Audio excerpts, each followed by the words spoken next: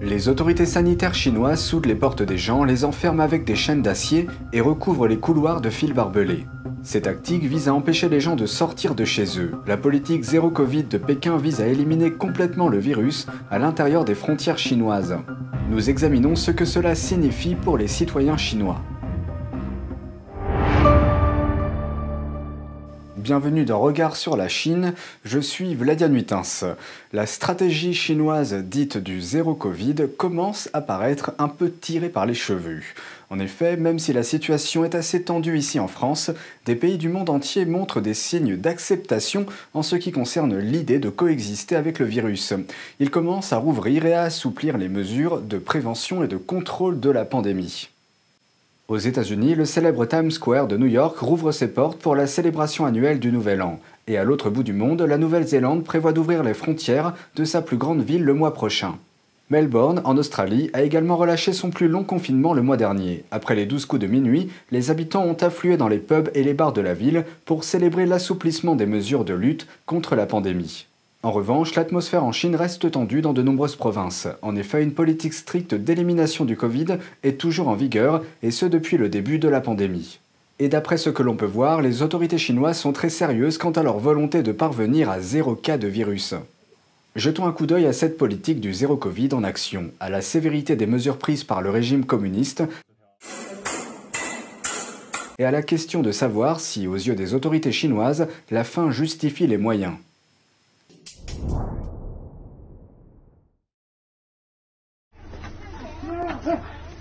L'un de ces moyens est la quarantaine forcée. Il s'agit d'une mesure courante de prévention et de contrôle du virus dans les règles du jeu des autorités sanitaires chinoises. Bien que la quarantaine forcée, dans ce cas, soit très différente de ce que d'autres pays appellent la quarantaine obligatoire. La quarantaine forcée se déroule souvent de la manière suivante. Un groupe d'agents de santé emmène violemment les gens de chez eux jusqu'à un site de quarantaine.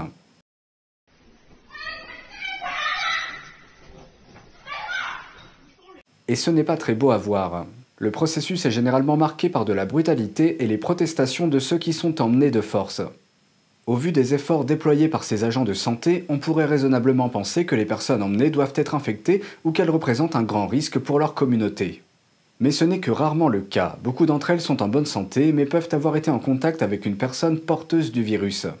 Même si elles ne sont pas infectées, il n'y a vraiment aucun moyen d'échapper au radar des autorités sanitaires dès lors qu'elles considèrent qu'une personne représente une menace. Dans un cas, un résident a verrouillé sa porte pour essayer d'empêcher les employés d'entrer. Sans se décourager, ces derniers ont utilisé un instrument ressemblant à un pied de biche pour forcer sa porte. Ce niveau de contrôle du virus est rarement vu en dehors de la Chine, et parfois ces stratégies extrêmes deviennent violentes. Dans un cas, la lutte entre les habitants et les agents de santé est devenue si violente qu'une femme s'est accidentellement brisé le cou pendant l'altercation. Pour beaucoup, il peut être difficile d'imaginer le raisonnement qui sous-tend des méthodes aussi agressives. Ces actions découlent-elles d'un niveau extraordinaire d'attention des autorités chinoises pour le bien-être des citoyens? D'après la vidéo qui va suivre, cela ne semble pas être le cas. La vidéo montre une femme tenant son enfant malade dans ses bras à l'intérieur d'un hôpital, agenouillée sur le sol et appelant à l'aide. Selon le journal The Epoch Times, la mère n'avait plus d'argent et suppliait l'hôpital de soigner sa fille.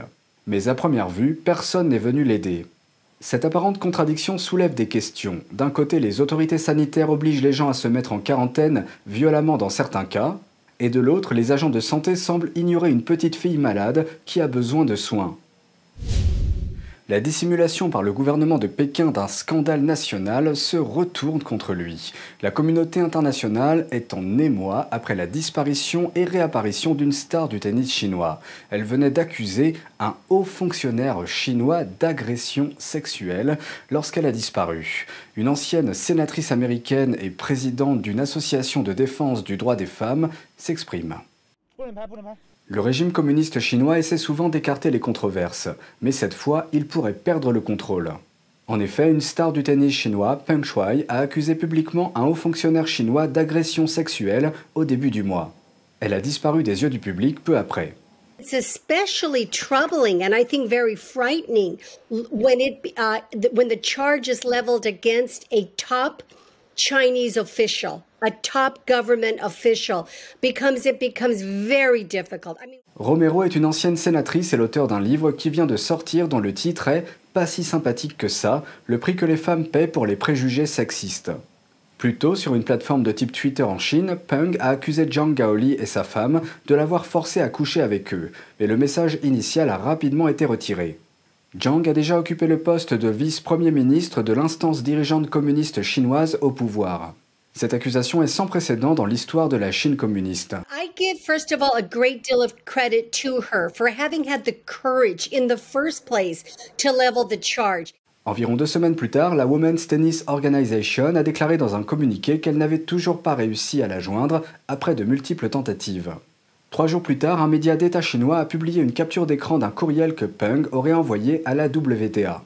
Elle y affirmait que l'accusation n'était pas vraie, qu'elle n'avait pas disparu et qu'elle était en sécurité. Les médias ont ensuite publié des photos de Peng souriante et posant avec un chat. What if LeBron James, a man, a very powerful, top-notch basketball player who does a lot of business in China, what if he filed claims of sexual harassment or sexual misconduct? And what if he suddenly went missing? I will guarantee you that the National Basketball Association, elected officials around our country, around the world, would be stepping up to say, where is LeBron James? And we wouldn't accept pictures of LeBron James sitting with a cat and at a little school with children just to say everything's okay. We need to hear from her directly and support her needs and her safety at this time. Jusqu'à récemment, le ministère chinois des Affaires étrangères a toujours affirmé qu'il n'était pas au courant de la situation de Peng. Mais après que la disparition de Peng a suscité un tollé international, le ministère a changé de ton, affirmant que la controverse avait été malicieusement amplifiée et ne devait pas être politisée. It's not the first, but it's amongst the first in China, and from a very powerful woman who has a voice, has an international presence. When she speaks up and the world begins to listen and women around the world begin to demand answers, that's not politicizing.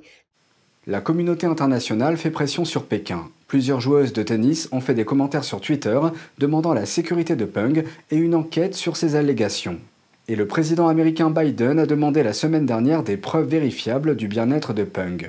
La Women's Tennis Association a déclaré qu'elle était prête à se retirer de Chine si le cas de Peng n'était pas examiné.